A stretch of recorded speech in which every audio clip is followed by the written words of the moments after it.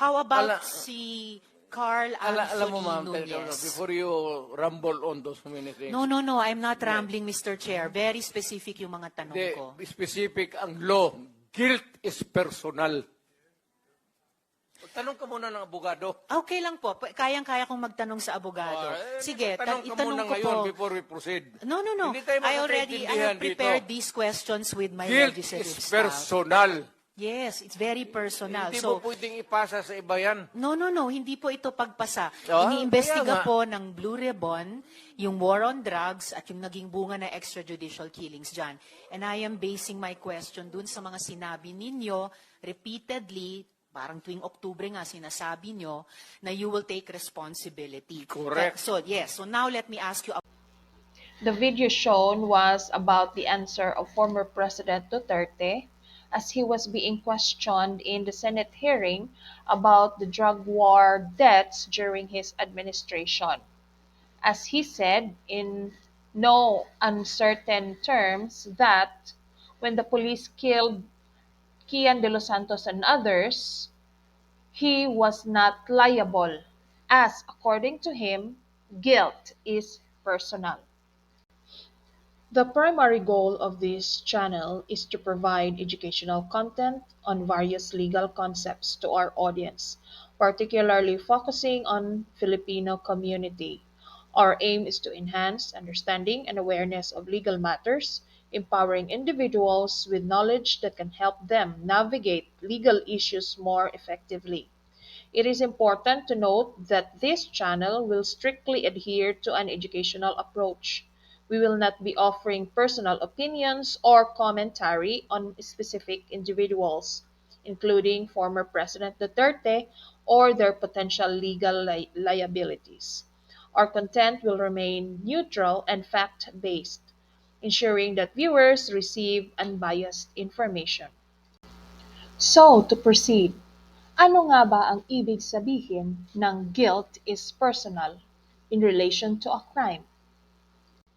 But before we answer that question, let me remind you na korte lang po ang makakapagsabi kung guilty o kriminal ang isang tao. Dahil ayon po sa ating saligang batas o ng ating constitution, only courts of law have the power to determine if a person charged with a crime is guilty or not. Ibig sabihin po, hindi po ako ang magsasabi na guilty ang isang tao, hindi po ikaw, hindi po ang mga mamamahayag, hindi po ang mga kongresista, hindi po ang mga senador, hindi po ang ating dating presidenteng Duterte at hindi rin po ang ating kasalukuyang presidente na si President Bongbong Marcos. Ito ay nasa kamay po ng korte ang pagdesisyon kung guilty o kriminal ang isang tao. Bakit kailangan pang litisin? Pwede bang parusahan agad? Hindi po. Ang isang akusado ay itinuturing na inosente hanggat hindi napatutunayang nagkasala sa hukuman. Ito po ay ang presumption of innocence. Dadaan pa po sa due process of law. Ano ba ang due process? Ito ay ang pagbibigay ng pagkakataon sa inakusahan na sumagot sa mga paratang sa kanya bago siya husgahan. Now going back to the question, what do we mean by guilt is personal? It just simply means that a criminal liability is individual and cannot be transferred to another person. And a person or an accused can only be criminally liable under any of the following circumstances.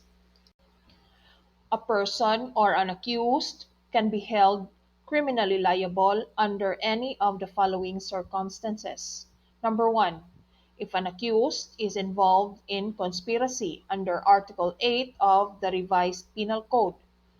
Number 2, involved as principal by direct participation under Article 17 of the Revised Penal Code, or as principal by inducement, still under Article 17, or as principal by indispensable cooperation still under Article 17 of the Revised Penal Code. Number 3, if the accused is involved as accomplice under Article 18 of the Revised Penal Code. Number 4, if the accused is involved as an accessory under Article 19 of the Revised Penal Code. Number 5, if the accused is under the principle of command responsibility under Section 10 of RA 9851 or the Philippine Act on Crimes Against International Humanitarian Law, Genocides and Other Crimes Against Humanity. Ano nga ba ang conspiracy o sabwatan? Ang sabwatan ay tinutukoy bilang isang kasunduan sa pagitan ng dalawa o higit pang mga tao upang magsagawa ng isang krimen at ang desisyon na isakatuparan ang kasunduang iyon. There are two types of conspiracy. Number 1, conspiracy as a means of incurring criminal liability. Dito po, hindi sapat ang kasunduan o ang sabwatan lamang, kundi aktwal na gagawin ang krimen ayon sa napagkasunduan o sabwatan. Number 2, conspiracy as a crime in itself. Dito po, sapat na ang kasunduan o ang sabwatan sa paggawa ng krimen.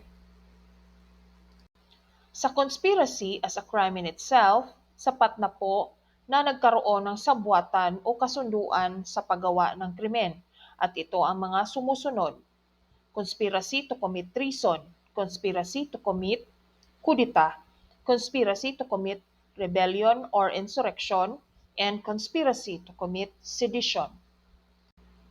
Sino nga ba ang tinutukoy na principal by direct participation? Ito ay ang taong mismong gumawa ng krimen. Example, ang taong pumatay sa biktima ay ang principal by direct participation. Sino nga ba ang tinutukoy na principal by inducement? Ito ay ang taong nanghihikayat o namimilit ng ibang tao para isagawa ang krimen. Paano nga ba maging isang principal by inducement? Ito ay sa pamamagitan ng pamamagitan ng pagpilit ng ibang tao para isagawa ang krimen sa pamamagitan ng paggamit ng di mapigilang puwersa at pagdudulot ng hindi mapigilang takot.